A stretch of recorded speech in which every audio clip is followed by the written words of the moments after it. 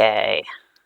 Sorry about that, friends. I think what we have going on here is a bit of trolling, and somebody is reporting our account for uh, messing with community guidelines.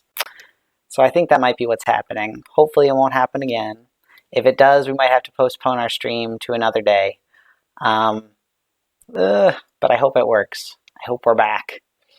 Um, uh, this is a hard time to be dealing with trolling, y'all. It's a hard time to be dealing with. I know a lot of people are on Zoom right now, using Zoom for meetings and different kinds of things, and have been dealing with Zoom bombing, where people get into Zoom and start broadcasting all kinds of stuff.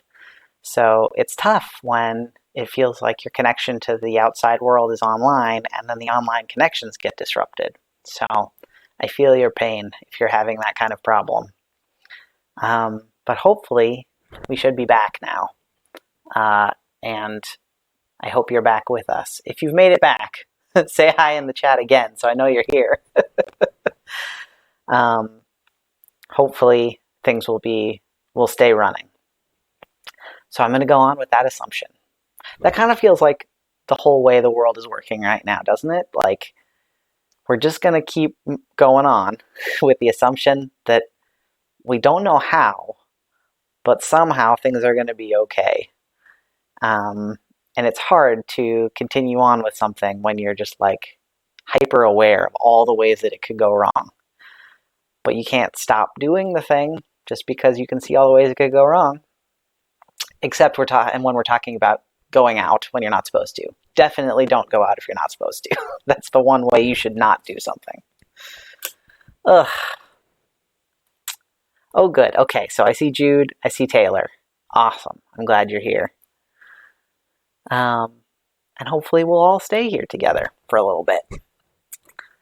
So I was saying before we had to swap over that Psalm 23 is something that has helped me stay grounded in difficult times. And so I'm hoping that maybe it can be something that can help us stay grounded together. And everybody has a different version of Psalm 23 that they like. Depending on what tradition you grew up in and what Bible verses, what Bible translation that you're familiar with, you might have a different version of Psalm 23 with slightly different wording that really speaks to you. Today, I'm going to be reading out of my New Revised Standard Version Bible. This is an Access Bible, which I got. It's got my birth name in it. I got it for my baptism many, many years ago. But we're going to read the New Revised Standard Version.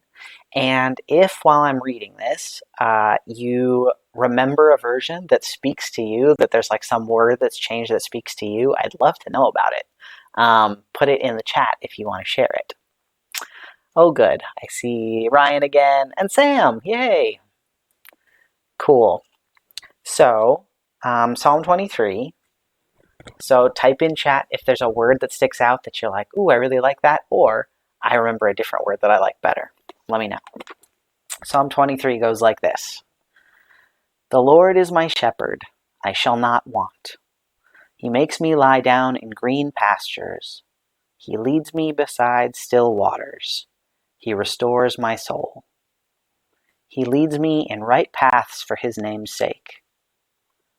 Even though I walk through the darkest valley, I fear no evil. For you are with me. Your rod and your staff, they comfort me. You prepare a table before me in the presence of my enemies. You anoint my head with oil, and my cup overflows. Surely goodness and mercy shall follow me all the days of my life, and I shall dwell in the house of the Lord my whole life long. So that's Psalm 23. Let me know if anything sticks out to you.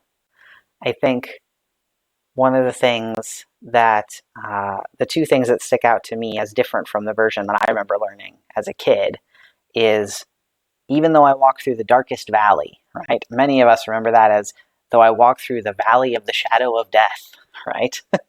So that's one difference that I remember.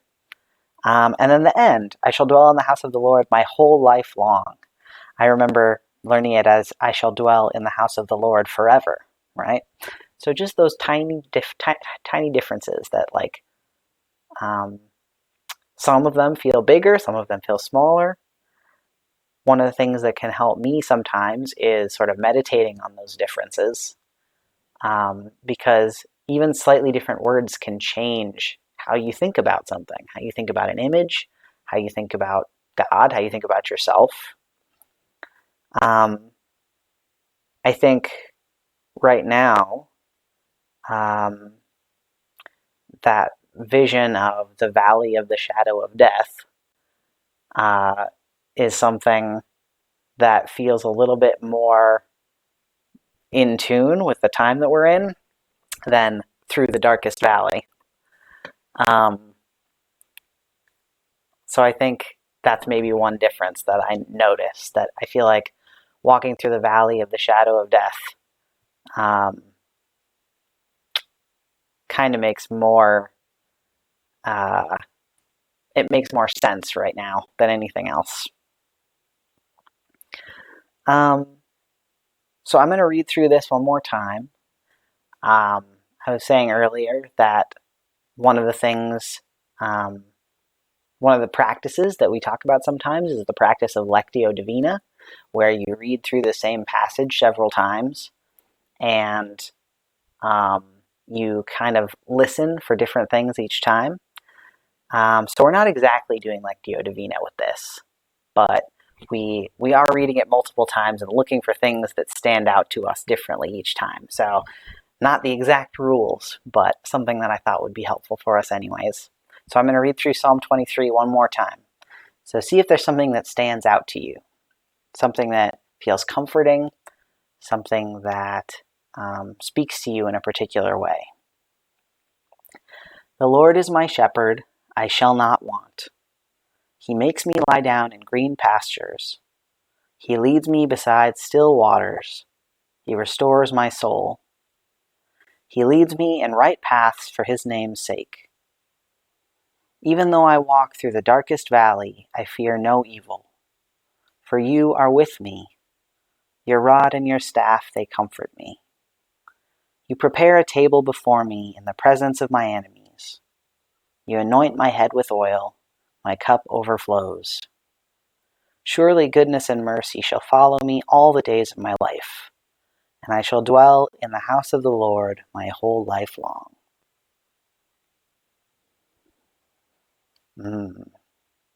I think, I think that last sentence, I talked about the difference between the ending here and the ending that I grew up with. I shall dwell in the house of the Lord my whole life long, versus I shall dwell in the house of the Lord forever. I think this is another moment where I prefer the forever. I prefer the other version, because right now life feels so fragile that it feels more comforting to me to think about dwelling in the house of the Lord forever, right? Not just for your life, but afterlife. So that's what stuck out to me this time. And the idea of God being with me. You are with me. I fear no evil because you are with me, right? Which is not to say that we can't fear. Fear is a legitimate emotion, and it's okay to feel fear. But yeah, I think that was what spoke to me, the idea of God being there, even in the midst of that. So that was our little psalm for the day. And we're going to spend some time lighting candles now. Usually what we do is I start out with our one candle here, and then we light some extra candles for anybody that we want to pray for, any situation that we want to pray for, anything that we want to lift up for our community to hold together. All those things are good for candles. So I've got candles here, and if you have something or somebody that you would like prayer for, or you would like our community to remember, go ahead and put it in the chat, and I will light a candle for them, or for the situation, or for whatever it is you want to pray for. So I am going to start out with, who am I going to start out with?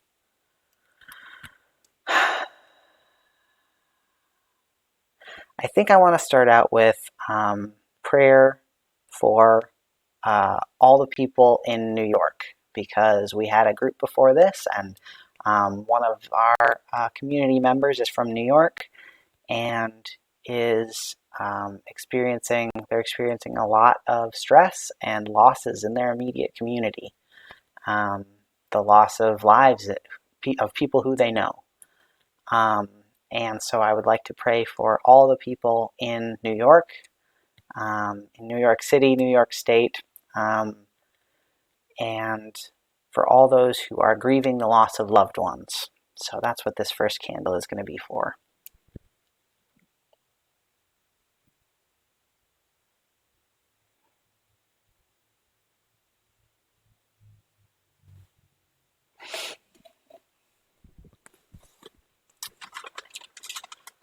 Who else should we pray for?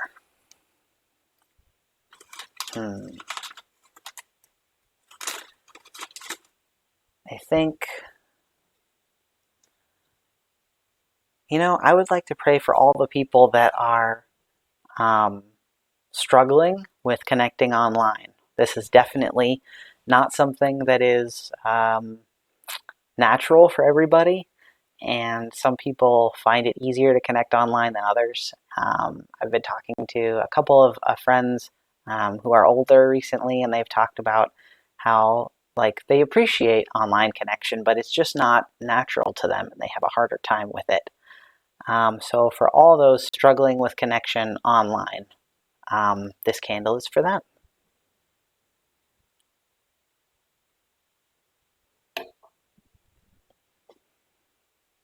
Mm. So, got a request here from Jude. Jude says, for all the people stuck in unsafe homes, and especially for Noah. So, a prayer for Noah, and for all the people that are maybe isolating at home with family members that aren't necessarily safe to be around.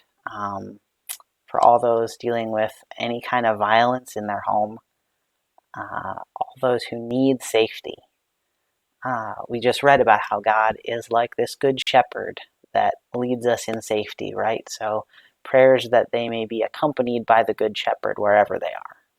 This is for them.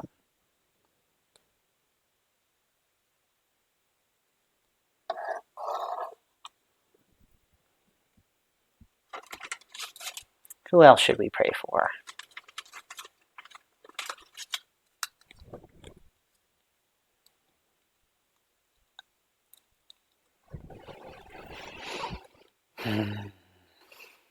Sometimes you just got to take a big breath and let yourself have a little space to think. Who should we pray for? I think I would like to pray for all of the people who are struggling through unemployment systems right now.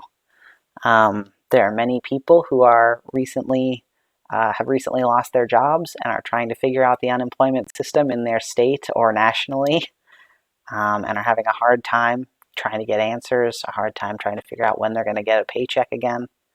So for all the people dealing with the unemployment system, wherever they are, this is for you.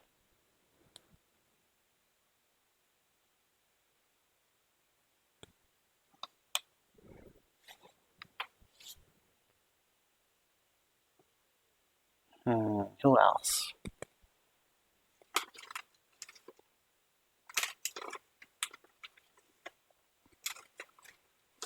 Who else should we pray for? Feel free to share ideas, because I could keep praying for people forever, but I want to make sure that if we have any requests in the chat that we get to those. Um, hmm. I want to pray for all the folks who are incarcerated right now. All the folks in jails and prisons, and all the folks that are currently held in camps along the border, for wisdom and compassion for all the people in charge so that they can make the right choices for the safety and health of all of those people, and so that they can be safe, all the people that are being held in any space.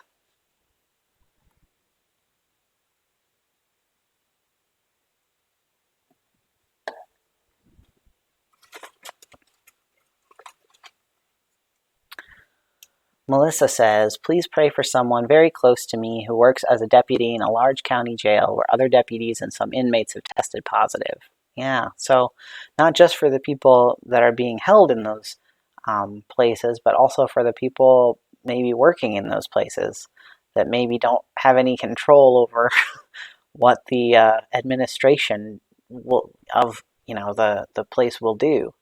It can be really difficult to be in a job where you have to deal with those kinds of stressors and you don't really feel like you have any control over the situation. So for Melissa's friend, yeah, and all those working in spaces that are risky right now.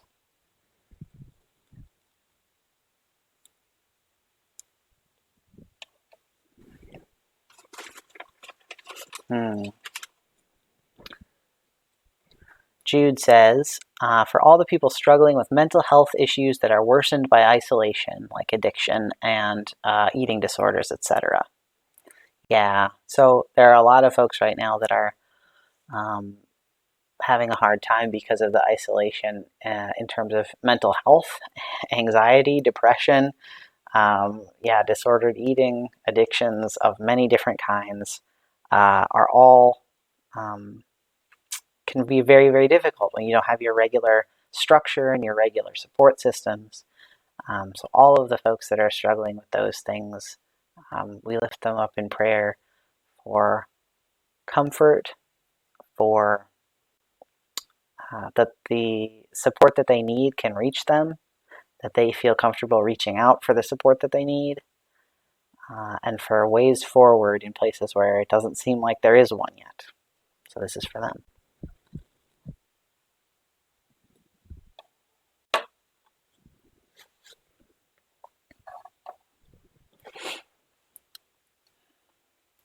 Ryan says, people who need things like therapy that aren't able to go right now that may not get used to teletherapy.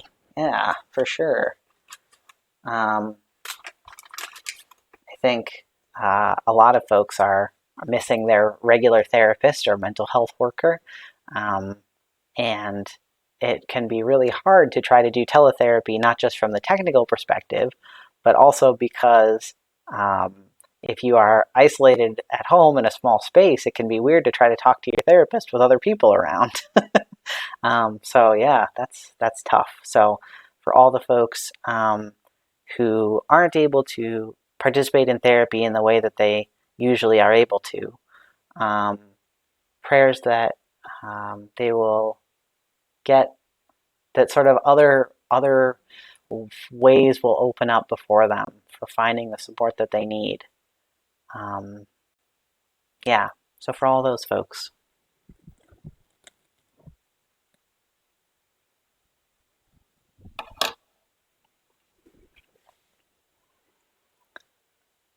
I'm trying to think of who else we should pray for. I want to light one. I want to light one for all the people that are dealing with COVID-like symptoms but haven't been able to get tested, or that have been tested and are still waiting for their test results. I know several people that are in that position right now. And so prayers that they can get their test results soon. Prayers for all the people that are processing all those test results. I know it must be an overwhelming job. So prayers in moments of waiting. A lot of us are waiting, but I think people that are waiting for test results are in a particular spot right now. So prayers for them.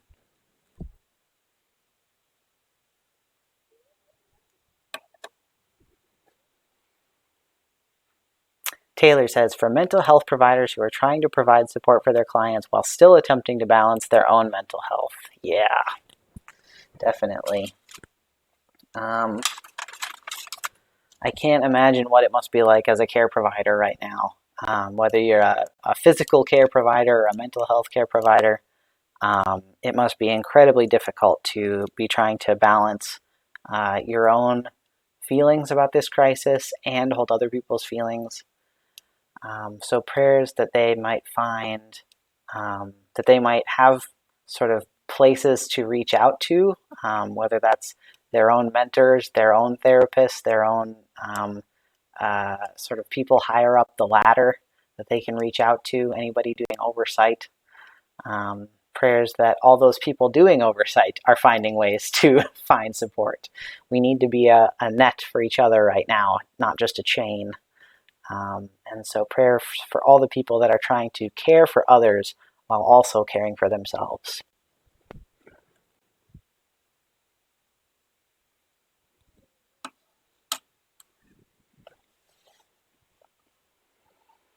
Who else needs prayer today?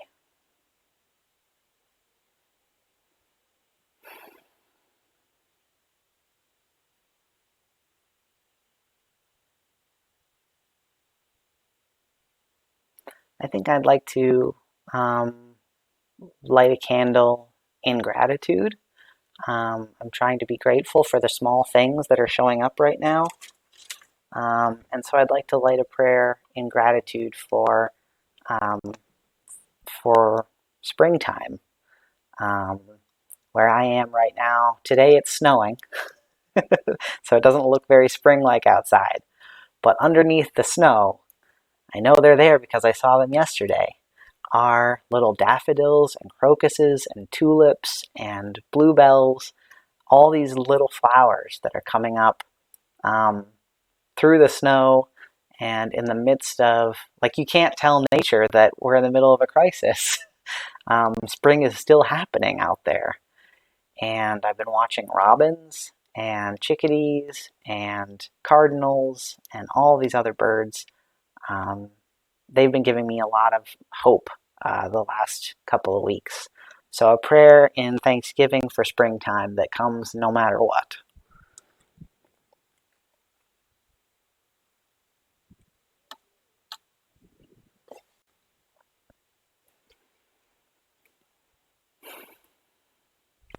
So I think we might end there for today, friends. But this has been really great to have a little bit of time to just be quiet, to light some candles, to pray together. I would like to read through Psalm 23 one more time to finish us up today. Again, listening for those moments of comfort, those moments of knowing that you're not alone, moments that knowing that we are accompanied by this good shepherd. So one more time, this is Psalm 23. The Lord is my shepherd, I shall not want. He makes me lie down in green pastures. He leads me beside still waters. He restores my soul. He leads me in right paths for his name's sake.